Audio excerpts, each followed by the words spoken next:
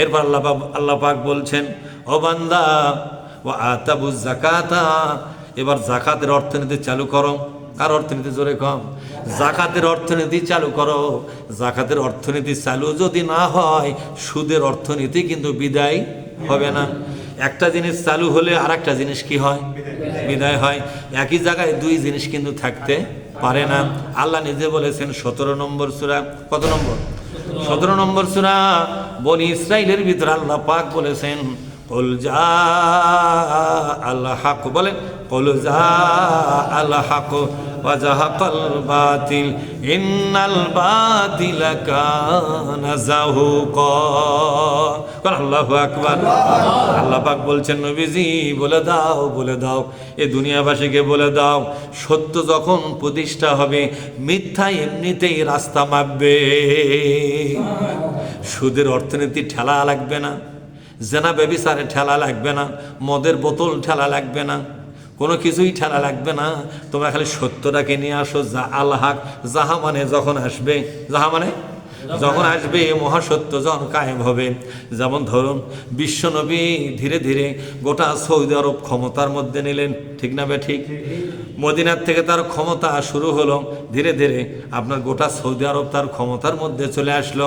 মক্কা বিজয়ে বিশ্বনবী লক্ষ লক্ষ সাহাবাদের লক্ষ্য করে বললেন, ও আমার প্রিয় সাহাবীগণ রে, শোনো শোনো, আজ থেকে সুদের অর্থনীতিকে আমি বিশ্বনবী পায়ের তলে পিষে দিয়ে গেলাম। এখানে আজ থেকে যাকাতের অর্থনীতি কায়েম হবে। যাকাতের অর্থনীতিটা কি আর সুদের অর্থনীতিটা কি আমাদের বোঝা লাগবে কিনা? সুদের অর্থনীতি হলো, একটা লোকের প্রয়োজন, ব্যাংকে গেল, টাকা 10 লাখ নিল, এই 10 লাখ টাকার সাথে আরো কিছু বেশি করে টাকা ফেরত দেওয়া লাগবে কিনা? কতক্ষণ টাকা ফেরত দেওয়া লাগবে কিনা? একটা ভ্যান আনা লোক ব্যাংকে গেল, এনজিওত গেল, তার ভ্যান কেনা দরকার, 2 লাখ টাকা দরকার, 2 লাখ টাকা নিল, যখন ফেরত দিবে তখন 2 লাখের সাথে আরো কিছু টাকা জোড়া দিয়ে ফেরত দেওয়া লাগবে, লাগবে কিনা জোরে কন? এটা হলো সুদের অর্থনীতি। এবার আসেন ছোট করে জিনিসটা বোঝাচ্ছি। যাকাতের অর্থনীতি হলো, আপনার দরকার 20 লক্ষ, আপনার দরকার 10 লক্ষ, আপনার দরকার 2 লক্ষ, 1 লক্ষ, ব্যাংকে গেলেন, দরখাস্ত করলেন, আপনার দরখাস্ত অনুযায়ী 20 লক্ষ টাকা আপনাকে দেওয়া হলো, 10 লক্ষ টাকা দেওয়া হলো, 2 লক্ষ টাকা দেওয়া হলো, 1 লক্ষ টাকা দেওয়া হলো, কিয়ামত পর্যন্ত আর একটা টাকাও ফেরত দেওয়া লাগবে না। বলেন তো, দেশটা ভালো চলবে কি খারাপ চলবে? ভালো চলবে কিনা? একবার যদি যাকাতের অর্থনীতি এই দেশে চালু হয়ে যায়, তাহলে আর কোনোদিন এই বাংলাদেশে সুদের অর্থনীতি আর ঢুকতে পারবে না। মানুষ যাকাতের অর্থনীতির সুবিধা পাওয়া যাবে। কি পাওয়া যাবে জোরে কন? ভাইরা আমার, আল্লাহ নবী এই কোরআনের মাধ্যমে এমন একটা সৌদি গঠন করলেন, এমন একটা মদিনা গঠন করলেন, এমন একটা মক্কা গঠন করলেন, এমন একটা সৌদি আরব গঠন করলেন। তিনি তাকায় দেখলেন, সুন্দরী মেয়েরা একা একা রাস্তা দিয়ে ঘুরে বেড়ায়, কোনো যুবক তাকে ইফটিজিং করে না, ধর্ষণের কোনো আলামত নাই, কোনো মানুষ তাকে বিরক্ত করে না।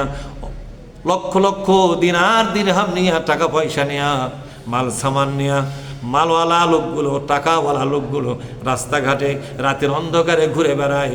একটা লোক তার মাল ছিনে নেওয়ার কোনো লক্ষণ নাই, যেরকম ঠিক না? ব্যবসায়ীদের কাছে চাঁদাবাজি নাই, সব জায়গায় বিচার প্রতিষ্ঠা হয়ে গেছে। কোনো এতিম আর কান্দে না, কোনো বিধবা আর কান্দে না। নারীরা সম্পদ থেকে বঞ্চিত হচ্ছিল, সেই বঞ্চিত আর নাই। সবাই সবার অধিকার ফিরে পেয়েছে, সবার মুখে হাসি ফুটেছে।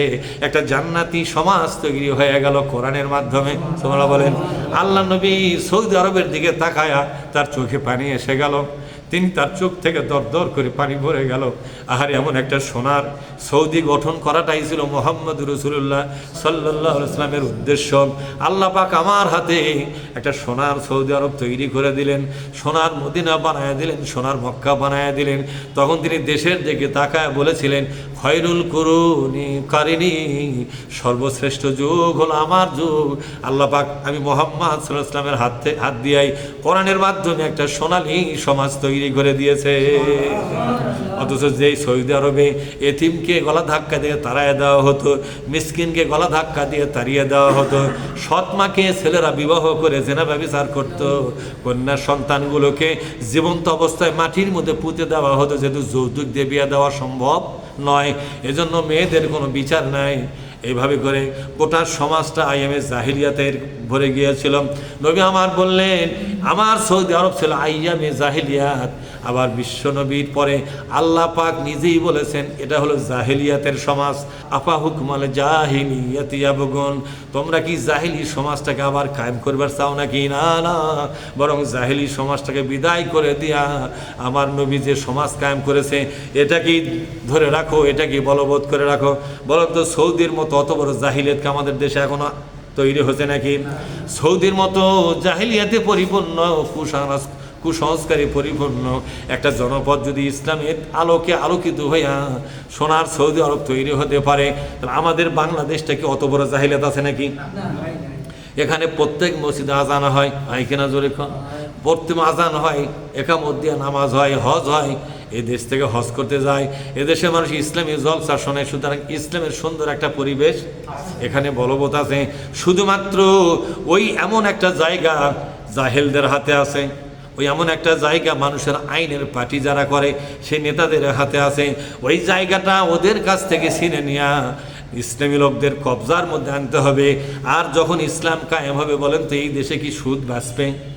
এদেশে কি মানুষের আইন বাঁচবে?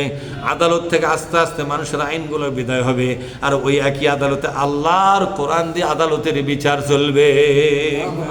শিক্ষা ভবন চলবে কোরআন দিয়া, বঙ্গভবন চলবে কোরআন দিয়া, সংসদ ভবন চলবে কোরআন দিয়া, সমস্ত ব্যাংক বিমা চলবে কোরআন দিয়া।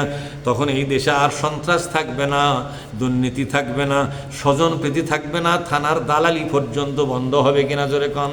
আদালতের দালালি, মানুষের হয়রানি বন্ধ হবে, একটা সুখী সমৃদ্ধশালী সমাজ তৈরি হবে। একথাই আল্লাহ তাআলা বললেন, কৌল নবী বলে দিন, যা আল্লাহ হাক্ক, সত্য যখন আসবে, ওয়া জাহাকাল বাতিল, মিথ্যা এমনিতেই চলে যাবে, পালিয়ে যাবে, মিথ্যা টিকে থাকতে পারবে না। সত্যটা শুধু প্রতিষ্ঠিত হওয়ার সময় শুধু লাগবে। সত্য একবার প্রতিষ্ঠিত করতে পারলে মিথ্যা এমনিতেই বিদায় হবে। কথাটা কার? আল্লাহ পাক বলছেন, ওয়া আতুজ যাকাতা, তোমরা জাকাত কায়েম করো, জাকাত দিয়ে দাও, জাকাতের অর্থনীতি চালু করো। ওয়ারকাউ মা'আর রাকিন, আর তোমরা রুকুকারীদের সাথে রুকু করো। নামাজ পড়ার সময় তো রুকু আমরা করি কিনা জোরে কন? এই দেখেন, আকিমুস সালাতা, নামাজ কায়েম করো। এই নামাজের মধ্যে রুকু আছে না নাই? রুকু ছাড়া কি নামাজ আছে? রুকুতে রাকাত হয়, রুকুতে কি হয় আপনি কি জানেন? নামাজের হিসাবটা কিন্তু রুকু দিয়া, কি দিয়া জোরে কন? একটা করে রুকু মানে একটা করে রাকাত, সেজদা দিয়ে কিন্তু নয়, সেজদা দিয়ে কিন্তু নামাজের রাকাতের হিসাব নয়। রুকুতে রাকাত, কিসের রাকাত? দেখেন না, দৌড়ে দেখেন রুকু ধরছে, আছেন এরকম? কেরাত পার হয়ে গেছে, ইমাম রুকু চলে গেছে, কিছু মুসলিম দৌড়ে আসে রুকু ধরে কিনা জোরে কন? কিন্তু ওই যে রুকু পেল, এই জন্য সে কয় রাকাত পেল? ওই রাকাতটা সে পায়ে গেল কিনা জোরে কন? রুকুতে রাকাত। যেখানে বলা হলো নামাজ তোমরা কায়েম করো, তাহলে নামাজের মধ্যে রুকু আছে না নাই? জোরে কন, নামাজের রুকু আছে না নাই? নামাজের রুকু আছে, কিন্তু এখানে আবার কি বলছে? ওয়ারকাউ মা'আর রাকিন, যারা রুকু করতেছে তাদের সাথে রুকু করো। এই রুকুটা কোন রুকু? এটা কি ওই নামাজের রুকু নাকি? নামাজের রুকু তো নামাজের মধ্যেই শেষ, কথা ঠিক না? এই রুকু মানে হলো শুধু নামাজ পড়লে চলবে না, শুধু জাকাত দিলে হবে না, বরং যারা আল্লাহর কোরআনের দেওয়া শাসন ব্যবস্থা, রাজনৈতিক ব্যবস্থা, অর্থনৈতিক ব্যবস্থার কাছে মাথা নত করে দিয়া আল্লাহর দেওয়া আইন ব্যবস্থা কায়েমের আন্দোলন যারা করেছে, মানুষের কাছ থেকে মাথা সরে নিয়ে আসা, আল্লাহর কোরআন এবং রসুলের সুন্নাহর উপরে যারা আত্মসমর্পণ করেছে, তোমরাও তাদের সাথে ঐক্যবদ্ধ হয়ে আল্লাহর কোরআনের জন্য তোমরা আন্দোলন শুরু করো। এর মানে হলো ওয়ারকাউ মা'আর রাকিন। আল্লাহু আকবার।